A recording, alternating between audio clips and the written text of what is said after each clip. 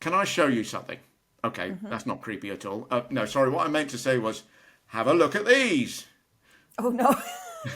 Okay. Are we about to get canceled? Because Matt, I'm all for getting more views, but as I have said many times before, I don't think you need to start an OnlyFans. Ah, Okay. okay. I'm putting that on the back burner then. All right. Hello, everyone, and welcome to Washington to Westminster. Not just together in a dictionary, we are also together in watching our respective countries collapse. My name is Matt Johnston. I host a show called The Interesting Times, and my co-host is a co-host on a show called Phoenix News Network. She is Andrea Bridges-Smith. Andrea, hello. It's good to see that you're still conscious. So I'm guessing all those tariffs on brandy, scotch, and tequila are making it too expensive to drink yourself into a coma, right? Yes, exactly. And I am finding that very inconvenient right now. Of course, my doctors have suggested meditation and exercise, but I don't see how that could possibly help. These So quacks.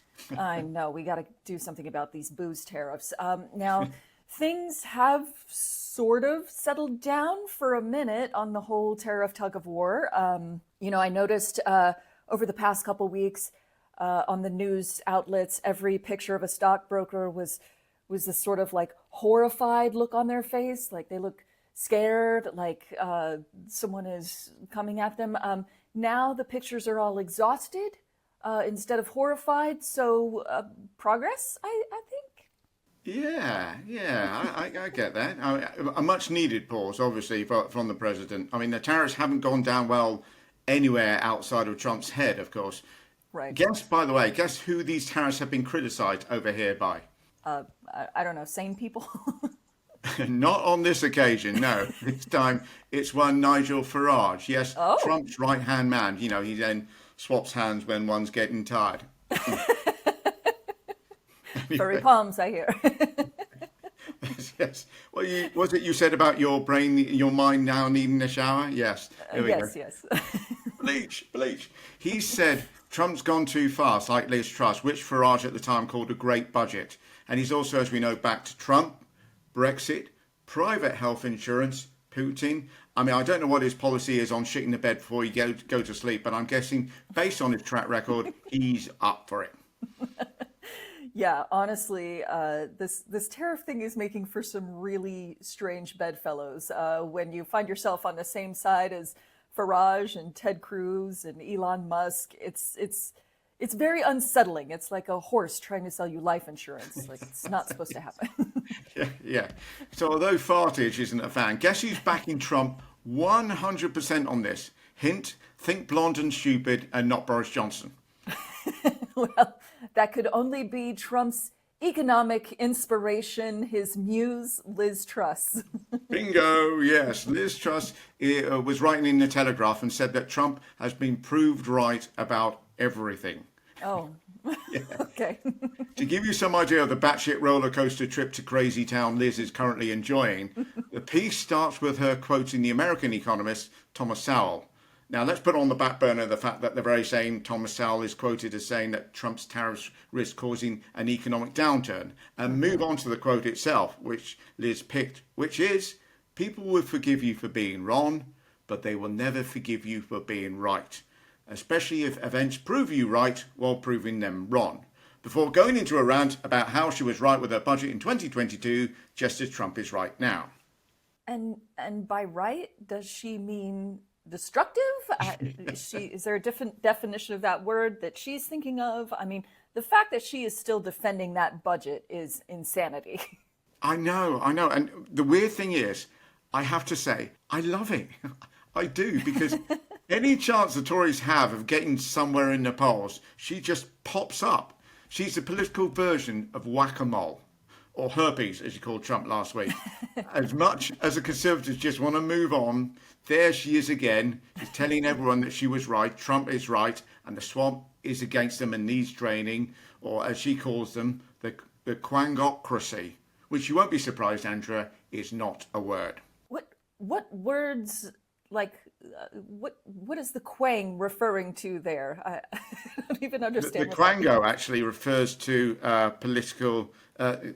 organisations that are an arm's length from set up by a government, but not for a government. They set up to sort of look at sort of various things.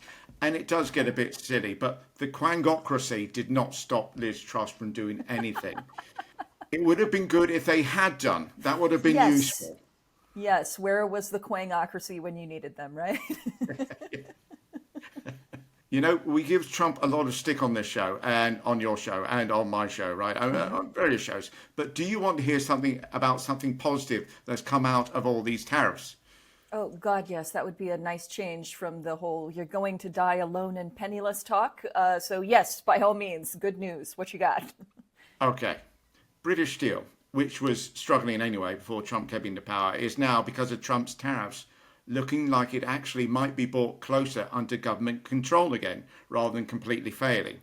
Not quite nationalisation, you understand, but it's certainly going to give them more stability. So your president's steel has helped her steal. It's a funny old world, isn't it? Well, he did say that he was going to be pro-business, and to be fair, he did not specify which country. Good point. So Yes. there we go. And it must be a good idea, right? Because the Chinese company that had owned it was ready to literally pull the plug, except they were stopped from going on site by some steel workers. I mean, see, those calendars don't lie, do they? And the Chinese government has told the UK not to politicise the steel business. The Chinese said that. I haven't laughed so hard since JD Vance accused the UK of suppressing free speech. Yes, perhaps the Chinese should refrain from the lectures on what to politicize. Yeah. Skip this one, China. You're fine. Anyway, Yeah. Andrea, can I show you something? Okay, that's not creepy at all. No, sorry. What I meant to say was, have a look at these. Oh, no. Okay. Are we about to get canceled? Because, Matt, I'm all for getting more views, but as I have said many times before, I don't think you need to start an OnlyFans, okay? Ah, okay. I'm putting that on the back burner then. All right. What do you reckon these are, Andrea? Let's see. These appear to be graphs of something maybe financial related. Is this the global economy being set on fire in real time? Is that what this is? No, these are visitations, if you like. These are basically migrations from various countries to the US. Oh, Yeah. yeah, that And you makes can sense. actually spot the point where Trump comes into power. We spoke the other week about Jenny Burt, didn't we? And you mentioned yourself about that chap being sent to El Salvador, who was Yeah. completely innocent and stuff. And this is starting to filter through. People are just, well, certainly for the next few years, don't want to come to America. They don't want to risk it, put simply. Right. And I have a couple of news stories that might validate that that impulse. So, we're doing this whole America versus the world thing. It's Yeah. freaking great. Now, Trump is talking about closing nearly 30 embassies and consulates around the world, including one actually in the UK. So if there are any Americans that are stuck in the UK that can't get help from your own State Department, just maybe take that as a sign from the universe and stay put. Just boil a potato and lean into it. Exactly. Make some tea, really nice strong tea. Yeah. You'll be fine with that. There we So go. I've walked past that one actually. That particular embassy is down by Battersea along the Thames there. Trump was never happy with that one. He'd been moved from central London. He wasn't happy because it wasn't central enough. Although it's still central enough to put a Trump Tower on. What do you reckon? Yes, that's probably what will happen next is little Trump hotel action. Yes. Yeah, they probably needed some cheap real estate, and this is all a part of that plan. Now, this is another weird story that I saw that, again, reinforces that impulse of, maybe stay put instead of thinking about coming here.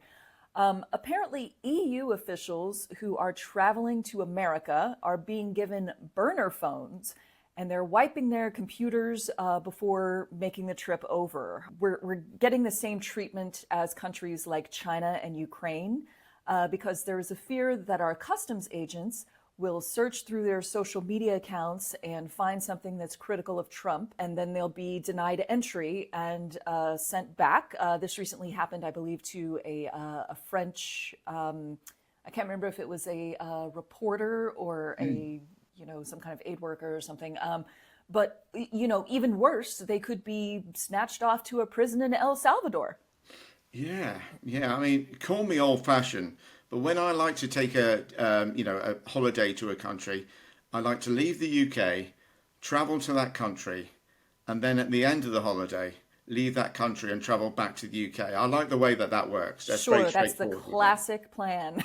Yeah, yeah, very straightforward, as you say. So, I mean, I have to say, all joking aside, that is proper scary. I mean, the Yeah. good news, though, is that if Trump leaves office, you guys can make a film out of it. I don't forget to make China the bad guys there, right? I was going to go with the Russians, but sure, maybe it's both of them. Now, I want to kind of compare this to the case of, I hope I'm saying her name correctly, Wira Hobhouse.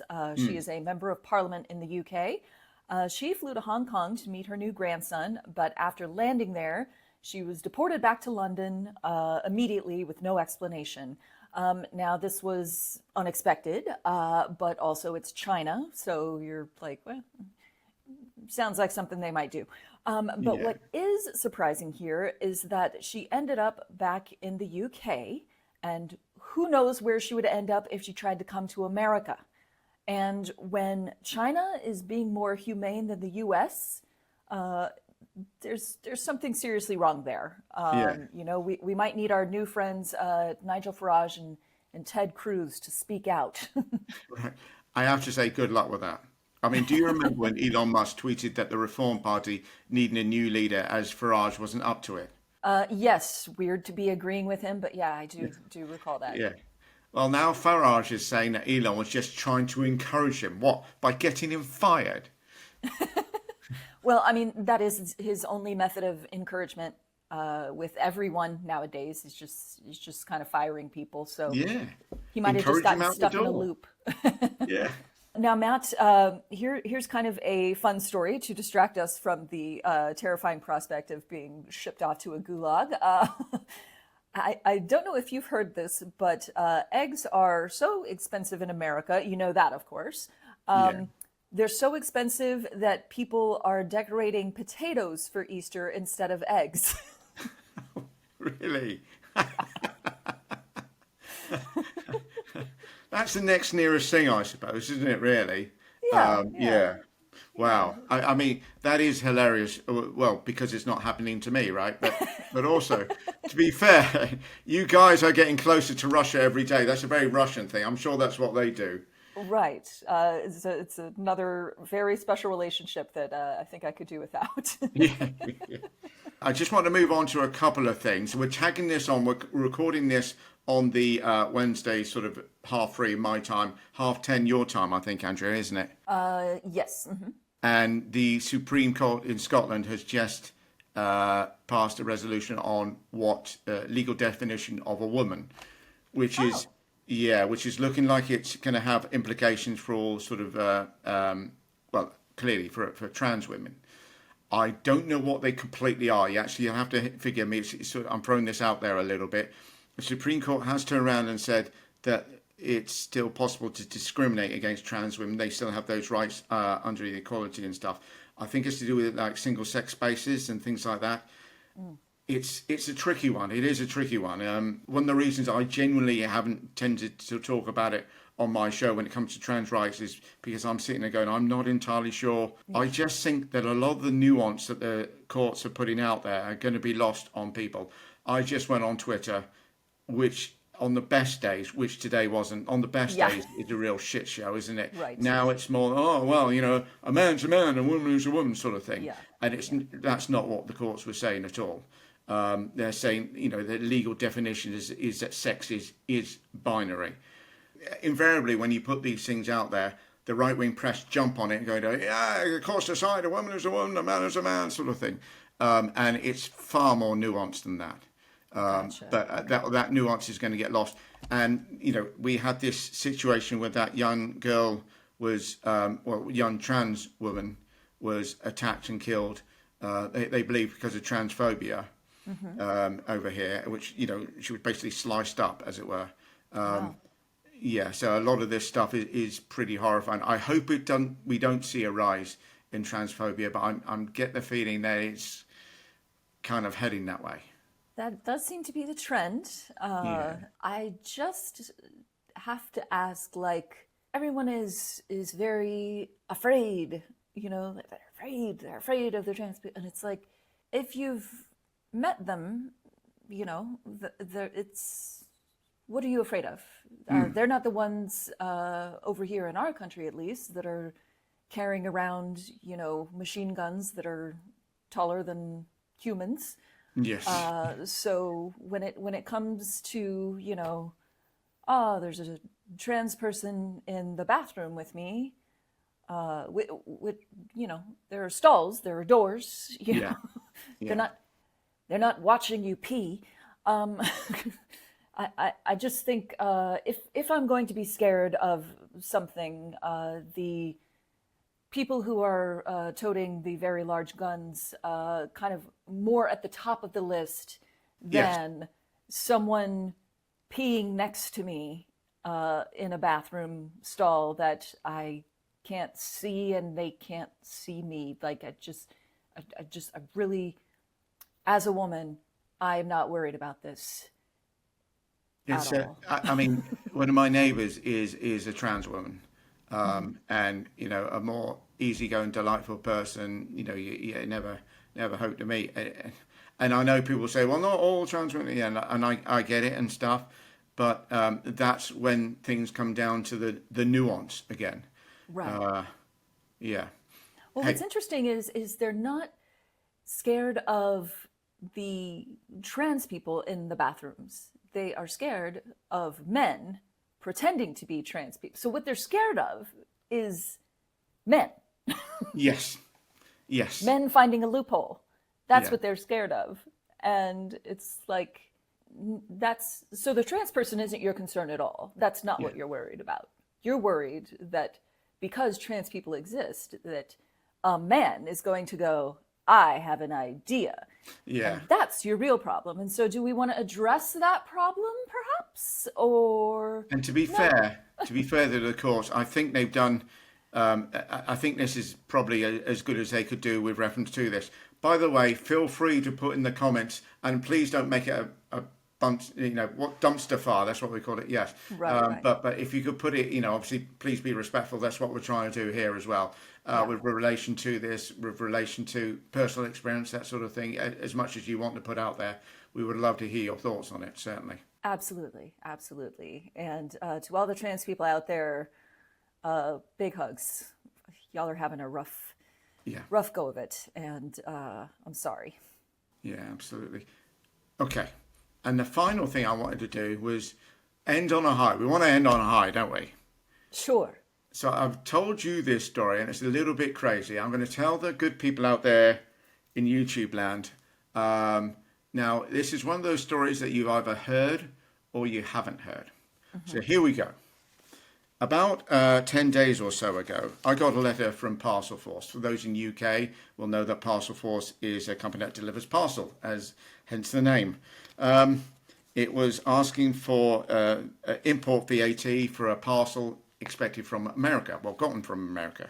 Right. I said, I spoke to you about it. I said, you didn't send me anything, did you? He said, no, wasn't Austin either, no. And I thought, somebody else said scam or something like that. And I was like, I don't think so, because it's all legit. It's all the addresses and stuff like that. I thought it was a scam. I was like, this has got to be a scam, right? Yeah. Oh, that's right. It was you, wasn't it? Yes. But yes, I thought, well, I'm not expecting anything. I won't respond to it. Yeah. Then last week, I got a letter from Border Force, the Inland Border Command Central Region in Coventry, which sounds very severe and so ominous. Is that like your Customs and Border Patrol? Yeah. Okay, gotcha. Yeah. Well, it's more to do with parcels than that. And it says notice of seizure. I'll read you the first line. Here we go. A parcel and contents, including the following items: 5 kilograms of a controlled substance received from USA. Yeah. Oh, no. I made a loud noise, which sounded a bit like this. We had a little trouser change after that. Yeah. I'm like, those trousers are gone now. You know what I mean? I still haven't cleaned it up over there. I don't know what I'm supposed to Great. do with that. Anyway, I'm sitting there going, what? Again, I'm checking the addresses, the numbers, the emails. Yeah. They all match up. This is a legitimate letter, and I sent an email straight away after these people to say, look, I haven't ordered this thing. This has nothing to do with me. It has got my name on it. It has got the address, except one letter sort of changed on my name. What this comes down to, because I received an email pretty well within 24 hours from these people, wonderful people. Thank you very much, all those at Border Force, for doing so. Simply saying that what happens is basically drug runners, or drug importers, whatever you want to call them, pick an innocent sort of person and an innocent address Right. to send the stuff through, knowing well, not knowing. Hopefully, it will then pass through customs, and then they can intercept it somewhere while it's being sort of loaded onto the back of a van or something like that. That's the idea. It gets through the initial part of customs. That's the idea. Obviously, 5 kilograms of this stuff raised alarm bells. Yeah, Sniffer that's a dogs lot. were going crazy with anywhere in the vicinity, I would have thought, which means it then gets passed over to Border Force. This is the crazy part, Andrea, which is I was reading, and God bless Reddit for this, right? Because Reddit, various people will go onto Reddit and talk about it. Reddit said, because somebody else highlighted this as well, but nobody had pointed out 5 kilograms. I think the most was like 100 grams or something like that, 150 grams. But yeah, they said, had you, because they said you got the letter for the import VAT, so had you responded to that and paid the import VAT, there's a fair chance you'd have gone to prison, even if you hadn't known what was in the parcel. God. And I Googled what the prison term was. You could have been looking at 14 years. The reason I'm telling all these sorts of stories, right, everybody, is simply because there's a certain amount to this whole story. But also, I wanted to highlight this to all of you out there as well, right? If you get a letter, please don't panic. Please get in contact with them. Please let them know what's happening and stuff. I mean, crazy. That's the only thing I can think, Andrea. It's just, the whole thing was just, I was close to tears by this point. That's how emotional I was. I like my freedom, Andrea. Yes, I've noticed. It's good. Yeah, this is like the wildest story that I've heard in a long time, and I'm thinking, like, what about some elderly pensioner that they get this and they're like, oh, maybe somebody sent me something, and they just go ahead and pay it, and before you know it, grandma's opening up an Amazon package full of heroin or something. I don't know. Well, that's another thing, because I was looking up controlled substances, and I was sitting there thinking, well, they haven't really said drugs. They haven't actually said what the controlled substances were. Right. But I was looking up, I thought, cocaine? And I had a look, and I thought 5 kilograms of cocaine was the 14 years that I spoke about, imprisonment for looking like you're going to, distribute it. Right. But 5 kilograms of cocaine was over half of what UK Border Force seized last year. Oh my gosh. Yeah. That's how much 5 kilograms is. I mean, that would only get Don Jr. through a weekend party, so. Yeah. There'll be a knock at the door. It'll be him. I hear you got a package, maybe? Yes. From now on, Matt, when you hear a knock at the door, just be sure to look through the peephole, and if you see Donald Trump Jr., just climb out the fire escape and just leave. Just leave. Just go. I'm calling the police. Yes. He's come to collect. All right. Well, everybody out there, please be careful with your mail, and don't pay import tariffs on mysterious packages. That's the moral of today's story. That is all the time that we have today. But wow, we are ending on a real wild note. I, of course, have to go paint my potatoes and hide them in the yard and hope that the possums don't show up to eat them before Sunday. But as you are preparing for the Good Friday and Easter extravaganza, you can check in with Matt's channel, The Interesting Times. The handle's right down there, to get more of UK politics, sprinkled with some humor, painted like a wonderful potato of happiness. And for more updates on whatever the hell America is up to, and it's always something, you can subscribe right here at the Phoenix News Network, and we will be back on Friday with a brand new episode. Thanks for watching and listening. Be careful out there. Bye, guys. Bye-bye.